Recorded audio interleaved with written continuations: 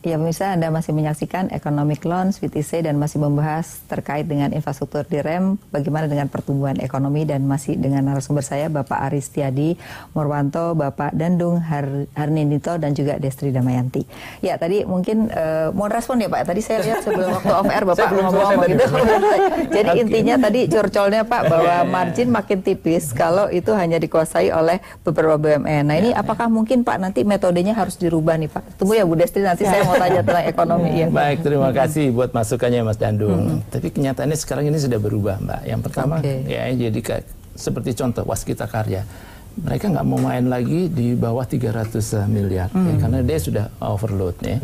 PP tidak bisa mau masuk lagi di atas 150 miliar karena dia lebih tertarik untuk investasi di sana. Kemudian memang peraturannya yang di atas 50 miliar ya, artinya perusahaan besar bisa masuk. Tapi Kementerian Perdagangan Umum dan Perumahan Rakyat memberikan aturan bahwa kalau dia masuk dia harus JO. Bukan subkontraktor lah ya, JO. Ya, jadi langsung ya, dia nggak boleh ke sub lagi, subkon lagi. Ya, dia harus JO supaya apa? Supaya kita banyak perusahaan-perusahaan kecil yang akan tumbuh lagi berkembang di sana. Ini aturannya udah selesai belum nih Pak? Kalau itu sudah berlaku. Sudah mulai ya? Sudah berlaku, dan sekarang dihimbau di atas 100 justru. Ya, tapi karena nggak ada aturannya, kita hanya bentuknya himbauan. Tapi kalau yang di atas 50 sudah ada permennya. Kalau dia akan masuk, dia harus JO ya. Jadi naik lagi di sana. Yang berikutnya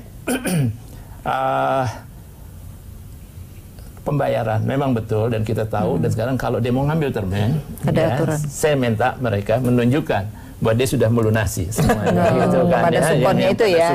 Gitu, dan kenyataannya kan kita dibayarnya mundur Bu, kita bekerja gitu kasih SCF atau SKPN 6 bulan, jadi memang menjadi sejak itu sudah dirubah ya Pak?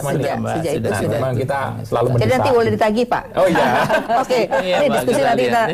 Yang berikutnya Mbak, dan mereka suppliernya dan lain-lain material itu kan dari masyarakat. Karena sekarang begitu masif infrastruktur, sekarang siapa yang mau bayar cash? Dia yang dilayani gitu kan. Ini berubah semuanya gitu kan.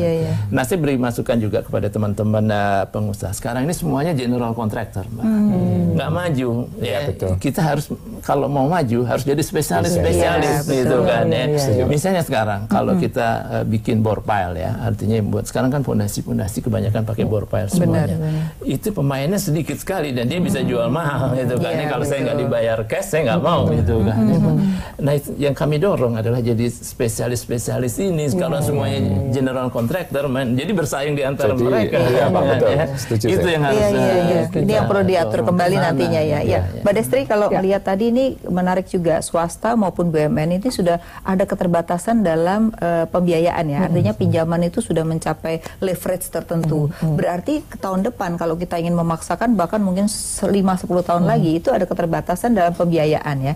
Nah, bagaimana sih sekarang inovasi pembiayaan yang bisa dilakukan ya, baik BUMN maupun swasta supaya tetap berperan serta terhadap infrastruktur? Iya, yang pasti kan memang selama ini kalau kita bicara pembiayaan langsung larinya ke bank kan ya. Betul. Ke bank aja lah agak gampang gitu. Tapi kan kita tahu bank itu ada keterbatasan, BMPK, betul. Ada mismatch dan sebagainya gitu. Jadi memang harus mengembangkan sumber pembiayaan dari pasar, bukan dari bank lagi. Nah, kalau dari pasar apa? Itu bisa dari masyarakat dalam bentuk misalnya obligasi, ataupun dari bentuk kerjasama public private partnership dengan swasta. Kayak tadi mungkin joint operation antara di sini BUMN, di sini ada swasta. Nah, yang menarik di 2018 ini ada 3 instrumen yang sudah mulai digunakan oleh BUMN, Jasa Marga dan Wika. Mereka mengeluarkan yang namanya project bonds, dan kebetulan regulator juga dalam hal ini OJK itu sangat mensupport. Jadi aturan-aturannya itu juga sudah disesuaikan. Jadi mereka mengeluarkan project bonds. Komodo bond ya. Itu lain lagi Pak. Komodo bond itu kan yang global IDR ya. Jadi kalau project bonds itu gini. Jadi misalnya taruhlah misalnya Jasa Marga, dia punya satu project buat tol baru lagi gitu ya. Nah, yang bonds itu dikeluarkan berdasarkan si project yang baru itu. Jadi bukan corporate bond. Jadi tidak masuk dalam by project ya. Iya, tidak masuk. Dan itu akan dibuat aturannya di luar daripada BMPK obligor ya kalau tidak salah begitu ya. Nah, jadi ini dia pun nanti bisa punya rating juga bagus gitu. Karena dengan struktur yang demikian rupa bahwa pengembaliannya juga ada jaminan dari flow dari project tersebut. yang kemarin dikeluarkan oleh Jasa Marga, justru dia bisa mendapatkan rating lebih bagus dari korporasi Jasa Marga. Yang kedua, sekuritisasi. Kalau suatu project itu dia sudah punya, kalau dalam hal ini sudah jadi, dia sudah punya jelas cash flow-nya dia ke depan, dia sudah bisa memperkirakan dan stabil, dia bisa tarik itu cash flow-nya, jadi future income dia ditarik, kemudian dipaketin, di securitize, dan itu ternyata laku. Jadi kemarin pun mereka ngeluarin sampai berapa kali oversubscribe, dengan rate-nya juga yang kompetitif. Nah yang ketiga yang tadi Pak Ari bilang, global IDR, sudah 2 BUMN kita dapat, dan peminatnya ternyata sampai 3 kali overbook gitu ya. Karena memang mereka melihat Indonesia ini memang dalam taraf pembangunan, dan sejauh ini juga dari pemerintahnya maupun juga dari korporasinya relatif aman. Mereka melihatnya seperti itu, dan memang potensinya besar di Indonesia. Jadi itu sudah dapat juga kebijakan dari OJK-nya mungkin ya dari sisi pembiayaan, karena biar bagaimanapun akan dipindahkan antara obligor dengan objek project akan dipisahkan ya. Jadi ini juga satu momen yang sebenarnya bisa dimanfaatkan oleh korporasi kita sebenarnya ya. Karena jadi memang kalau kita sudah bicara project itu pembiayaannya itu memang harus bisa bervariasi Pak. Jadi dalam bentuk project financing dia bisa dari bank. Biasanya di bank itu adalah awalnya Pak. Karena kan begitu udah jalan, dia dalam masa pembangunan. Mungkin hanya 3 tahun. Tapi setelah dia mulai bisa menghasilkan, nah dia bisa menerbitkan bonds, di mana nanti hasil bonds itu bisa dipakai untuk membayar utangnya di bank, dan bank itu juga bisa membiayai kegiatan yang lain gitu. Nah ini Pak, menarik juga Pak Ari, karena kelihatannya di kementerian juga kalau kita lihat ada proyek yang multi years ya Pak ya. Nah proyek multi years ini seperti apa? Karena tadi saya dengar waktu off-air mengatakan bahwa proyek dibiayai oleh swasta dulu, kemudian nanti dalam jangka waktu tertentu pemerintah akan membayar gitu. Ini modelnya seperti apa? Dan kapan itu di launching Pak? Kita sudah mulai launching ya, besok ada market sounding. Jadi kita memperkenalkan skema yang lain, namanya ketersediaan layanan atau availability payment gitu kan ya. Jadi kita bikin kontrak jangka panjang dengan yang perusahaan sekarang, itu ya. Jadi kita tawarkan di lelang ya, ini 15 tahun tapi harus menyelesaikan proyeknya di dalam 2 tahun. 2 tahun ya, dalam kemudian 15 dia tahun memeliharanya dan kami mencicilnya dalam 15 tahun.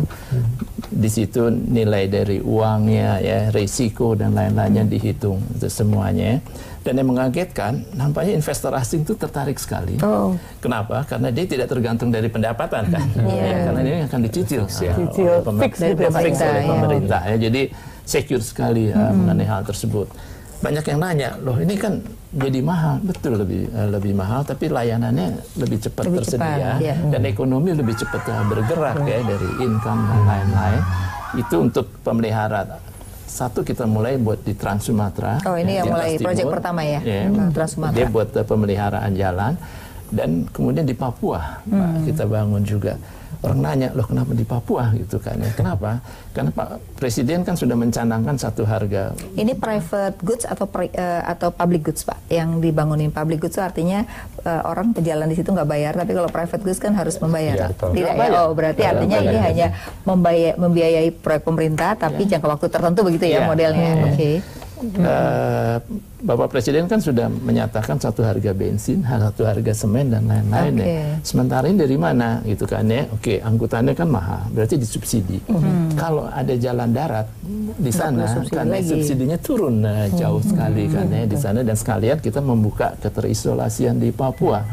Ya kita baru bangun kan kemarin ada kasus asmat gitu kan. Semuanya nanya, kurang cepet sih kita gitu ya. Kalau dia cepet gitu kan kita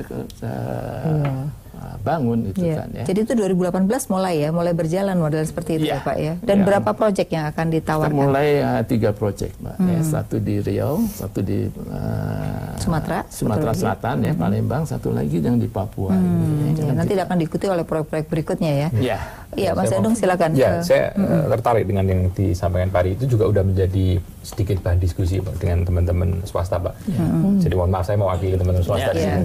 Artinya kekhawatiran teman-teman kan gini Pak, ketika itu proyek gitu ya, kalau misalnya teman-teman BUMN itu mungkin bank atau investor lebih nyaman. Artinya gini, itu kan perusahaan negara. Jadi kalau ada sesuatu, toh pemilik saham terbesarnya juga negara. Pemerintah. Nah sehingga nggak mungkin default gitu ya. Kalau default pun ada yang take over. Coba kalau swasta ini kan yang menjadi PR-nya. Saya nggak tahu Pak, mekanisme supaya kita juga mendapatkan suatu bukan privilege tapi bermain pada feel yang sama gitu. Artinya gini, ketika teman-teman BUMN juga mendapatkan semacam waranti dari pemerintah bahwa proyek ini akan terbayar dengan jangka waktu tertentu, apakah juga teman-teman swasta bisa mendapatkan enggak gitu. Jadi mungkin tidak hanya BUMN maksudnya. Nah, ini secara psikologis juga perlu dibangun bahwa swasta adalah bagian yang tak terpisahkan dari proses yang dilakukan ini. Jadi mungkin sedikit kekhawatiran seperti itu Pak Ari. Jadi soalnya ada Pak di dalam salah satu BUMN gitu ya, artinya sudah ada kontrak tapi kontrak tiba-tiba diputus ya. Dan itu kan mereka berpengaruh terhadap kredit macet. Nah, itu artinya kan orang melihat satu kasus di BUMN ini bisa terjadi di kasus yang lain begitu Pak. Betul sekali. Untuk itu kan saya bilang tadi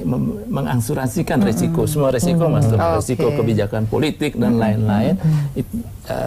Sudah dihitung di situ sudah dihitung, dan itu kita bekerja sama juga dengan penjaminan infrastruktur Indonesia. Bekerja sama, jadi semuanya dapat ini yang sama ya Pak. Ini yang sama. Pokoknya bermain di lapangan yang berbeda. Yang berbeda berarti kita pasti akan tersingkirkan lagi. Jadi akhirnya ya balik lagi ke teman-teman BUMN lagi. Tapi apakah teman-teman swasta sudah siap apabila banyak proyek yang akan ditawarkan gitu, bukan hanya sekedar menjadi broker loh maksud saya gitu ya. Tapi benar-benar ikut. Kita juga harus mengakui bahwa teman-teman BUMN kan punya kelebihan dibanding kami. Jadi misalnya pekerjaan-pekerjaan yang memerlukan teknologi yang cukup kompleks seperti jalan layang, kemudian leverage dan sebagainya, otomatis teman-teman BUMN lebih unggul. Tapi sebenarnya kalau kita ngomong pekerjaan jalan aja Pak, itu kan banyak kan on ground gitu. Artinya walaupun nilainya besar, tapi kalau cuma on ground artinya kemudian secara teknologi, kemudian secara risiko kan juga nggak terlalu tinggi. Sebenarnya itu diberikan ke teman-teman swasta beres kok gitu.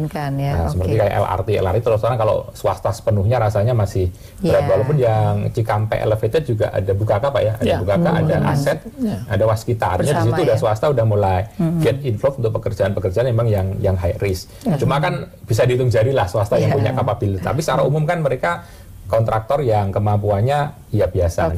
Mbak Desi, nanti saya mau nanya mengenai bagaimana manajemen resiko ya terhadap infrastruktur ini, karena tadi satu dana mismatch, kemudian yang kedua adalah tadi bagaimana resiko bila tidak bisa dibayar ya, atau resiko tadi tiba-tiba ada BUMN yang kontrak tiba-tiba dia melepas kontrak begitu saja. Tapi harus seperti apa, kita harus break lagi. Pemirsa tetaplah di Economic Lounge with IC. Sesaat lagi kami akan kembali untuk Anda.